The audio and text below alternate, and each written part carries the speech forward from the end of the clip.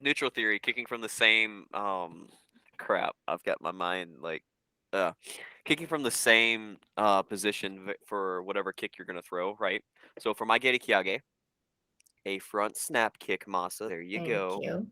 Right. So for you train Muay Thai, your Hmm. front kick, your teep, whatever you want to call it. I don't care if you're throwing it as a snap kick or as a push kick.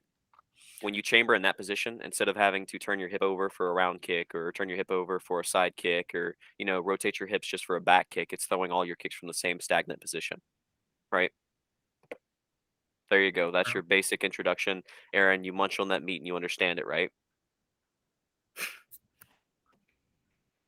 You got a pretty mouth, boy. So it's like, say this is your kicking leg. Every kick you do, your leg starts like this. You don't go around like this, or you don't turn it out like this. You just everything comes from here, and then you can change it as the kick comes up. Yeah, so like the precursor to neutral theory is actually what we call four count kicking. So if I'm going to throw a front kick, instead of me just raising my foot and pushing and then dropping my foot completely down, four count kicking refers to step one, you chamber. So you raise your knee up. Okay. Step two, you extend your leg.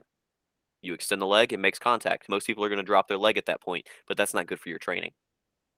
So step one, chamber. Step two, extend. Whenever you extend, you're going to retract your leg, which is going back to step one. So it's 1, 2, 1, right? So Yes. chamber, extend, pull back to your chamber, and then you set it down. That's your four counts. Here, so you can kind of see chamber, extend, retract, sit down. That's your four counts right there. Okay. That'd be a good Instagram post. You should do something like that It's an this easy week. way to train all your kicks, and once you've trained all those kicks, so it kind of goes into like crayon mathematics. That's what I'm going to use because it's not crayon mathematics, meaning hey, it's kind of like math, it's kind of not, right? Even Aaron could do it. So when Fuck you you. when you chamber for a front kick, right? So I chamber, I kick. I've chambered, I've extended my leg, I pull it back to that same exact position. If I want to kick from that position, do I need to turn my hip over for a side kick? Do I need to turn it over for a round kick? No, I'm just going to chamber back to that same first position and I'm going to extend the leg, turning my hips while I extend it. That way it's not non-telegraphic. Make sense? Pretty simple. That's in Hmm. layman's terms. I'm trying to use the least amount of Japanese that I can. I mean, you can use the Japanese, just then explain it in No, I'm not English. going to. You've done hurt my feelings. God, you are so fucking sensitive. He's got Yeah. low self-esteem. You can't be mean to him. Where the fuck are those pork rinds? I don't think Kira, never forget. I don't know Never what the fuck forget. you're holding. Oh, yeah. The Alamo? The cowboy hat Yeah. that I traumatized him from ever wearing again. So, Aaron, how much of that did you pick up while you were up there munching? All of it. Go back then. What did he say? Basically, just the processes of kicks. Instead of just returning it back to stage every time, you're more or less drilling pretty much kicking alongside well, breaking it down more or less. Sorry to put the words, but yeah, I understand the general. Do me a Ladies and favor. gentlemen, this man is studying physics and biology in college, and that's his explanation. Okay, Aaron, do me a favor. Repeat after me. Deet. The D. No. Look, nigga, I'm hungry as fuck. That was the first thing I ate all goddamn day. I finally feel like I have some goddamn semblance of knowing where the fuck I am. So what this Simplistic does, version, then, yeah. you can go ahead if you'd like. So, simplistic version is make sure you always rechamber and chamber everything the same so that no one can see how you're going to kick them. Pretty much. Now, this, for your beginners, right? I would say for us, we're a 10Q system. From your 10th Q up to about your 6th Q, this is pretty useful.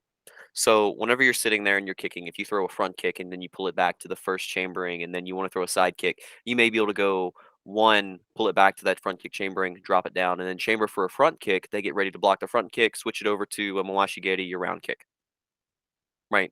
So what you're doing there is it kind of goes into Bill Superfoot Wallace's ideology of programming fighters. So the way he would program a fighter is he would chamber.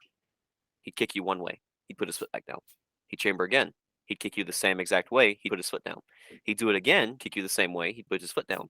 If you fall for it 3 times, 9 times out of 10 on the next kick, you're going to expect that same kick, right? Hmm. So the way Superfoot would kind of capitalize on this is he would kick at you, kick at you, kick at you, all in the same manner. But as soon as you get ready to block that fourth one, he's going to switch. He's going to switch the technique up. So doing the same exact thing. If you're throwing your front kick, and then you pull it back, and they're getting used to that front kick, and then you switch it to a Mawashi Gary and you take their head off, hey, it works.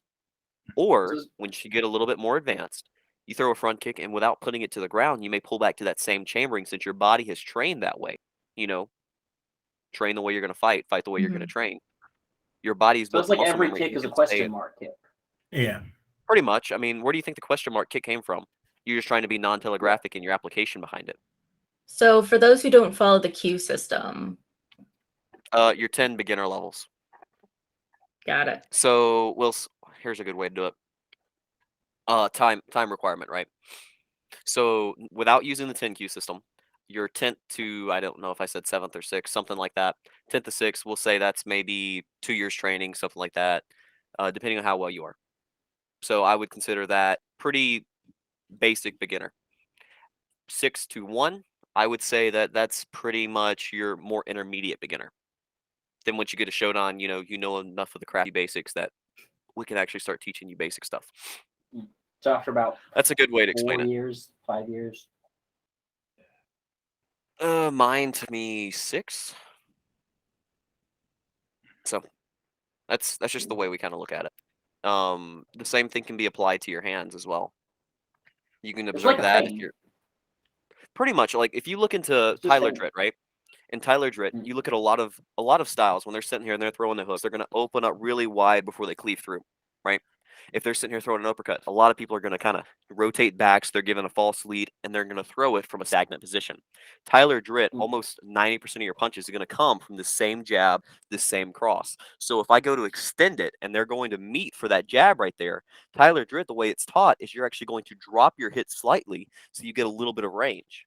It's kind of like in Wing Chun, whenever you're going to like a feint lead and then they go to counter it, so you go for a bong sao. When you go to extend, you retract slightly for your bong sao. It's the same thing applied to punches. When I'm right here, as soon as they go to counter with What? What's bong sao? form like this, there you go. Got it. Okay, so it's the same thing in Tyler Dritt. When we're sitting here throwing our punches, as soon as we see them go to meet it, that's when we cut it over instead of automatically cutting over. Same thing with your uppercut. If you go to extend right here and they're going to meet that jab, then you're going to extend for it. It just makes it a lot Same less. thing in Kempo when we have our guard. It's like a little lower, but I can't get it on camera. It's all this, and the idea is you can only see the fist, and so it can come up, it can come forwards to the gut, it can come up and like that. Can come around whatever. You see has the to do, but ideology. it's all from the same place. You see the ideology applied in pretty much every system you can think of. Karate has it in our neutral theory. Neutral theory is just an Americanization of the term, right? So you're in a neutral position, all the kicks are thrown. You see Taekwondo guys, they do the same thing. You see Tang Sudo guys, they do the same thing. You see Kung Fu guys, I've seen them do the same thing. I've seen traditional Thai guys, they do the same thing. The Filipinos with their sticks, right? When they're going to sit here and they're going to swing at one angle, what do they want you to think it is? It's the same number 12, and then they're going to switch over to maybe an 11 o'clock or 12 o'clock if you're using the clock as your numbering system, right? You make it all look the same so no one can really expect what's coming next. It applies to your legs, your hands, your elbows, your knees, really anything. So my next thing would be devil's advocate, because I can see some people making this argument when they see this, and I've seen some people like making this argument in response to this. Is this only sport applicable? Is this only applicable when you have rounds and time to use this to build someone up? Would this work on someone who's not a trained fighter in a self-defense situation? I mean, if you're not a trained fighter and I teep you in the stomach and immediately pull the leg back to the same chambering and throw a round kick, take your leg out, I think it pretty much works. I've used it for that. Yeah. I've had new people come into the gym, we haven't really talked about this before, but being a mat defender. Do you guys have that term? I don't know what that means. Okay, so You a mean lot of King of the Hill? no, mat defenders. So if you do a lot of grappling or you're a really full contact heavy system, you're naturally going to have people show up in the gym. They're going to think, "Hey, I'm better than the stuff they're teaching here," and they're going to be kind of rude about stuff. So we have kind of got this mindset, and you can find videos on it. A lot of people have the same thinking that we do, that if they show up and they're really rude and they want to fight, they can sign their little form, hey, we ain't responsible for nothing. And then you can let them pull gloves on, and then you are a mat defender. You do not hurt them, but you teach them, right? Mm-hmm. So I've had people show up before, no training at all. I've explained this on call before. The guys who wanted to train for the cage tried slamming me in a closed guard, and I ended up choking them out, right? So that was an example of me being a mat defender. I've also had people come in who they said they've done boxing. They've swung on people in a couple classes for cardio kickboxing, and that's what they called boxing. When they showed up, you teep them in the stomach. You switch over for your leg kick, so your Muay Long leg kick masa, right? Your round kick. There you go. If you switch over for the low round kick, I'm trying to be as English as I can, and you just take the leg out, even if they're trained or untrained, falling to the ground hurts. I love the background era, but it's just it works for sport. It works for self defense. It works for anything. It's the same concept as you've heard. I don't know if you guys used this before, but if you can chamber a kick, so you can pull your leg up for the chamber. Yeah. If they close the distance, use that chamber as the knee. So Yeah, your that's chamber fair. for your Mhm. front kick, hey, that's your straight line knee. Your chamber for a traditional karate style round kick, whenever you pop that hip over, hey, that's your roundabout knee. It's the I don't know same about you concept. guys in karate, but in Kempo, knee and kick are the same word. It's all different types of gay. Kind of. We use it the same. So Well, we have that's another reason why I wanted the Japanese words to be kind of translated into English, because schools kind of blur things a bit. Honestly, you know what would make a good video is just like one video where we just have Logan go over Logan and Kieran just go over completely the Japanese to English terminology. Or at least how their schools use it, yeah. Yeah. Mine is I mean, I not think going to it be could useful use. enough. Mine is useful for people that do Shorinji Kempo because no one else. I think Aikido guys use the same ones as us for like some pros. Yeah, some but of that would them. be a good example of people using the terms differently. Yeah. So this me and we're not gonna out his name, but Mhm. Luca here, he knows exactly who I'm talking about. We have talked to a rather large Japanese man asking Ah, about the Japanese within Shorinji Kempo, and his explanation: Japanese rednecks. we need to have him Basically, on they lived in a mountain temple alone, so shit got fucked up in the world. Yeah, like they there. didn't use the modernization for Japanese, right? Mhm. So Kinkojiku originally, you had a lot of the Ryukyu terms from the Ryukyu Isles.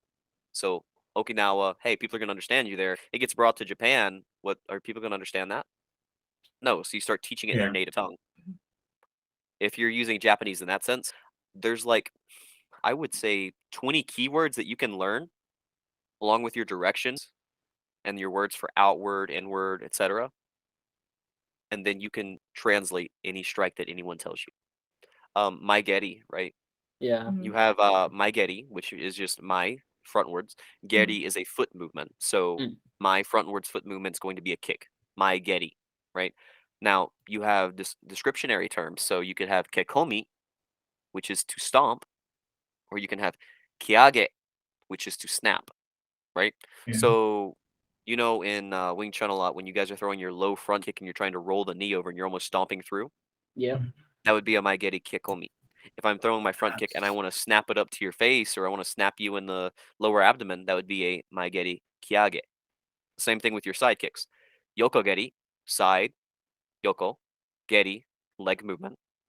That's a Kiage, video coming out soon. The different types of weights to teep and explaining that from Okinawan karate. Probably oh, tomorrow. there's a lot more that we can add to the crap that we did Yeah. at the seminar. That's like kind of off topic, but Clay says we need to like get everyone together and we can host like a week-long just training session because everything was kind of crammed into there and it was just a lot of stuff that Mhm. no one was grasping. Yes, there was a lot going on, and I agree. A week long would maybe Yeah. be long enough. Perhaps Maybe. maybe a month. Just Probably a buy a year, Marshall honestly, house. with Everyone go in on a mansion and it becomes Marshall House. Yeah. A bunch of people live in there. No, there's one guy that I know. I think he's got a pretty big channel now. But I spoke to him back in the day. He's got like a house where he lives like 6 other karateka. and then like 2 guys that train for the I circuits, have that- and I they're have all the just same doing thing. different flips and kicks and stuff. Hear I me have out. almost that same thing going. Hear me out. Yeah, Once but no one you everybody- can actually train with. I was gonna say, hear me out. Once everybody reaches instructor level, we just need to recreate Ryu and Zanpaku. Okay, so like you're saying when we're in our 60s and you finally get your first level. Fuck you. I'm White sorry. belt. I'm I sorry. mean, to be fair, if I stayed, I could have been closer. Sort of. You were there for like 2 years or like 3 years without grading at all. I mean, yeah, that's mostly laziness, though. I mean, like It's fine. I was there. I'm in my place for 2 years, and I'm gonna get a yellow belt. To be fair, I mean, I've technically been ready to rank up for a while for my son done, but I mean my knee done, but I haven't like pushed for it because I don't care. I have a belt you around my want your waist. knee done, but your knee is done. Fair enough. I was gonna say, if I trained for like another 2 to 3 years, I could probably make my way to like Blue Sash. Hey, Aaron, Then you'd be Yeah. on level with Jason. come to Mississippi and I'll teach you full contact karate. Fair. He only wants the Chinese stuff, man. I don't care. I tell you I what, mean- if we make what's it, Ryu Senpaku? I don't know what the fuck that is. It's from what's it from Kenichi, I again? think, right? Yeah. Kenichi. Yeah, you can teach me karate. I can teach Aaron Wing Chun. Master can exist. I was gonna say, Fuck the funny you. part is, I unintentionally have almost the full. She can fucking- teach us ninjutsu because she's so small that she hides, and no one sees her attacks come. Real Bujinkan. But no, neutral theory Yeah. is good for you to train for. Hey, we use it in full contact fighting. We use it in sport fighting. It works for really anything. You've seen people use it in the cage, just doing a question mark kick. Just because they don't Mm. understand the full ideology behind it doesn't mean that it doesn't work. One of the best for this would be like Andy Hugh. I know he's really well known for his axe kick. He's kind of Yeah, dead. Yeah. The Swedish samurai. yeah. Blue-eyed Those samurai, axe yeah. kicks were insane. Oh yeah, like he's really good. He was a personal hero of my dad's until he died. It kind of upset Dad a lot when he died. Dad followed him for a long time, but you can see a lot of the neutral theory showing out within his Kyokushinkai. He's not too bad for it. I still want to try Kyokushin, honestly. Do you know what kind of it makes me think about though? And this is kind of weirdly off topic, but kind of saying in every fighting game, the characters have like their finishing move, and you can get variants, but they always have some weird big build up distraction to it, and it's kind of like Ali doing an Ali shuffle before throwing a combo or something. It's like I mean, they expect I some guess. kind of hit, but then you can throw something afterwards. That you put something in, and it kind of intimidates them. I definitely see that a lot in Tekken and maybe some Street Fighter endings, but Mortal I don't Kombat. really think so. More so in Mortal Kombat or like Fighter Z You or know what? anything like that. What is Fighter Z? Isn't You that the haven't played spin-off of Hitman? No, you haven't played fucking Dragon Ball Fighters?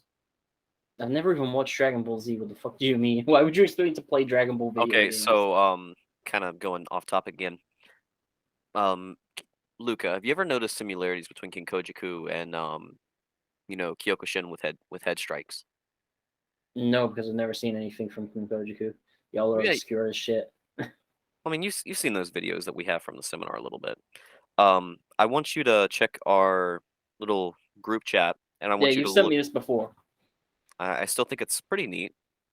Well, Kyokushin comes from Shotokan, right? So But you see the two people there. There's Okano Sensei and Masuyama. They were friends. They're seated beside each other. Hmm. You see that Masuyama just seems happy to be there, kind of dead inside, and then Okano Sensei looks like he's a school shooter in the corner. So like the- how you look right now. which one's Yes. which? Okano Sensei is on the left.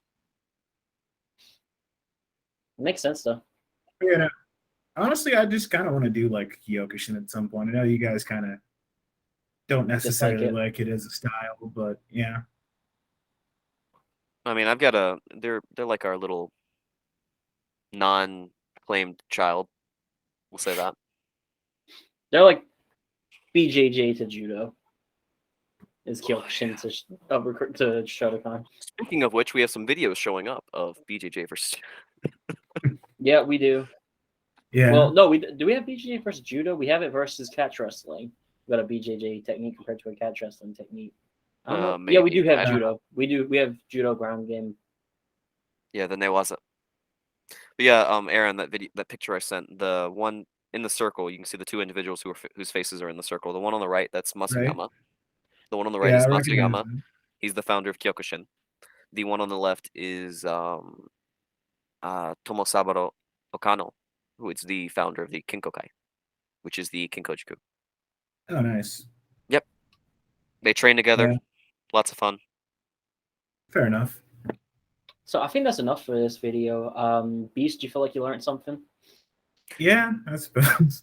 I mean, I understand generally what we're talking about for the most part. It's just not really my big old cup of tea, I suppose. Because you can't kick. I mean, more so just because it's whatever, really. I don't know. It's interesting, I guess. So she's out of it. All right, y'all. Well, thank you for watching this episode, and we will catch you on the next one. Till next time, keep training. Peace.